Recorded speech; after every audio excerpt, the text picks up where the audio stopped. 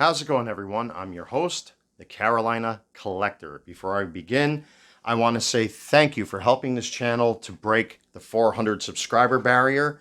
With your help, we can accomplish anything. Here's to the next 400, 4,000, 40,000, 400,000 subscribers. If you like what you see and you enjoy the content, I would really appreciate it if you would smash that like button, comment in the comment section below, and of course, subscribe. I want to apologize for being off camera for the past couple days. It's been a little rough. You know, I had a hearing with the state of New York with some personal stuff I had to take care of when it comes to, you know, health benefits and money and all that stuff. And yesterday I had a doctor's appointment, which was awful. They put me in a booth for like 3 hours to test my lung capacity, which was a nightmare. I forgot, it's a meta something challenge. I forgot what the name of it is, but that thing is a nightmare if you've ever done it.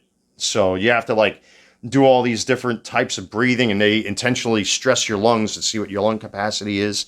It was awful. And today I have a headache as a result. So if you can't tell, I'm a little drained.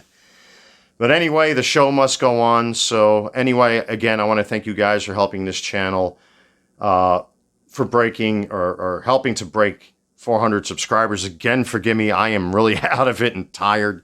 So I'm kind of pushing myself a little bit here today. I'm quite exhausted after the past couple days. So with that being said, I know I've been neglecting the other collecting sectors of my channel. You know, the other day I showed off those Germany jerseys.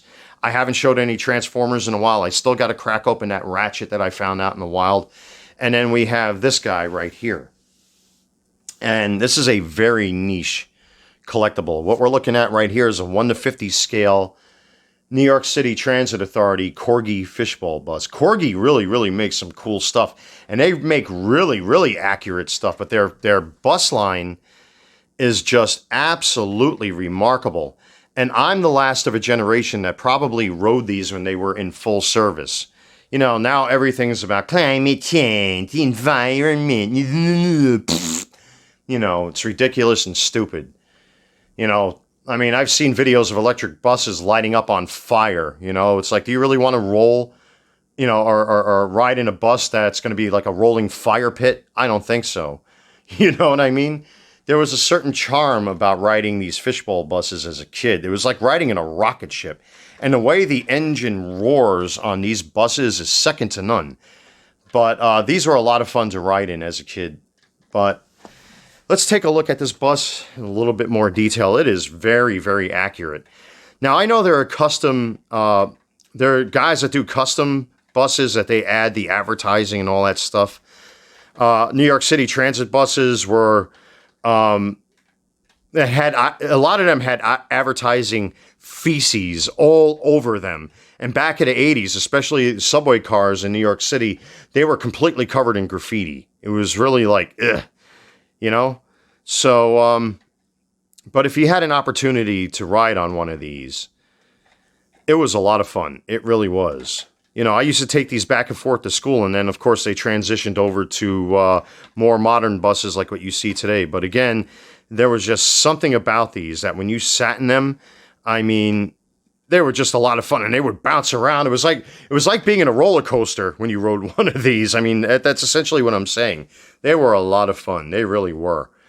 But I know that certain cities roll these out every once in a while to do, like, you know, heritage events and stuff like that. New York, if that's one thing I will give New York City credit for, is they do have like these transit authority events where they roll out the old school buses and old school trains and stuff like that. And people that never rode them like I did can actually, you know, get a little taste of history. You know, when I look at these, I think of my childhood. You know, back in the 80s, it was just not like the way it is today. You know, and that's a failing on us for allowing the things that are happening around us to transpire. So, but here it is, the X27. Look at the detail on front there with that little sign. It actually tells you the destination, which is quite insane. You got the little license plate right there, the MTA logo, the old school MTA logo. I mean, it looks like a rocket ship. I mean, there's no other way to put it. These things were just awesome, especially if you rode in the back. because if you hit a bump, that thing was bouncing up and down. And I'm telling you, it was a lot of fun as a little kid. So let me show off the box here. Now, I do have all the boxes for the buses I'm about to show you, which I think I've reviewed already on camera, but this is the box it comes in, and you see like the little photos on the side right there. I'm not going to get too much into it. Now, this bus does come with windows, which is inside this little panel here, but I decided not to apply them because they're so tiny and so fragile that I'm afraid I may break them. These are going to end up going on display anyway. Actually, off camera, I have a 6-tier bookshelf I have to build yet. I just haven't got time to do it, or had time to do it, because either I've had legal stuff to take care of, or I've had to go to the doctor. And like I said today, if you can't tell, I'm really pushing myself because I am tired. I'm underslept and overexhausted, and I still got baseball cards I have to mail out to my customers today, which I haven't got around to yet. I got to print out the shipping labels and pack them and whatnot. So I'm a little overwhelmed. But the show must go on. So now that you've seen this bus, let me show you the other ones I've already reviewed here on camera. I know I've done like a combined video with these buses already. I should have done these individually, but oh well. That's the that's the Triborough coach bus, the Q33 that still runs in my old neighborhood to this day. And I used to ride this bus actually from, was it up and down 81st and 82nd Street, I believe is where this bus line still runs, to Roosevelt Avenue.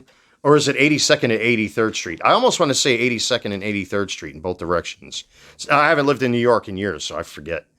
So we got the Triborough coach bus. Then we have the old school New York City Transit Authority bus without the air conditioning unit on the back. So you got that. We have the Pennsylvania Railroad Fishbowl, which is a little nod to my old man since he was born and bred in Pennsylvania. See that right there, Pittsburgh. And then the final one is the Green Bus Lines Fishbowl bus that would run up and down Queens Boulevard and up and down Woodhaven Boulevard in Queens. These things are just really, really, really cool. I hear my... Oh, there's the mailman. So,